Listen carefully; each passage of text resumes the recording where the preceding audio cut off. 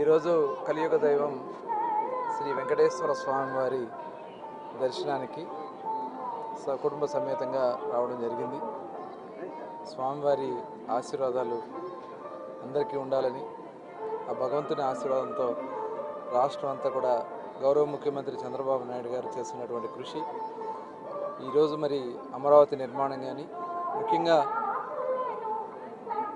ఈ రాయలసీమ ఏరియాలో కూడా ముఖ్యమంత్రి గారు చాలా అభివృద్ధి కార్యక్రమాలకు శ్రీకారం చుడుతూ ఉన్నారు.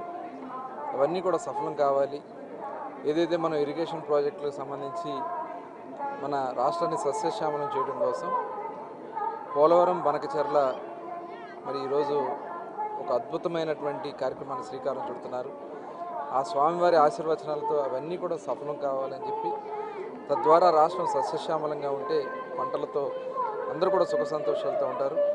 చాలా ప్రతిష్టాత్మకమైనటువంటి కార్యక్రమాలకి వాళ్ళ గౌరవ ముఖ్యమంత్రి గారు శ్రీకారం చుడుతున్నారు. మొన్న ప్రధానమంత్రి నరేంద్ర మోడీ గారు కూడా వచ్చి రాజధాని నిర్మాణానికి అమరావతి పనులకి పునఃప్రారంభించుకోవడం జరిగింది. దాదాపు 60,000 కోట్ల రూపాయల పనులు, ఆ నిధులన్నీ కూడా అమరావతి స్వయంగా తెచ్చుకుంటా ఉంది. దాంట్లో రాష్ట్ర ప్రభుత్వం నుంచి కానీ లేదంటే ప్రజలకు సంబంధించింది కాదు ఇదంతా కూడా అమరావతి స్వయంగా రావడానికి అవకాశం ఉన్నటువంటి ప్రాంతం. ఇవాళ మనం అందరం కూడా గౌరవ ముఖ్యమంత్రి ఉత్తరాంధ్రని సస్యశ్యామలం చేయడం కోసం, అలాగే ఇక్కడ రాయలసీమని అన్ని ప్రాంతాలను కూడా అభివృద్ధి చేసుకుందాం, అందరూ కూడా భాగస్వాములు అవుదాం.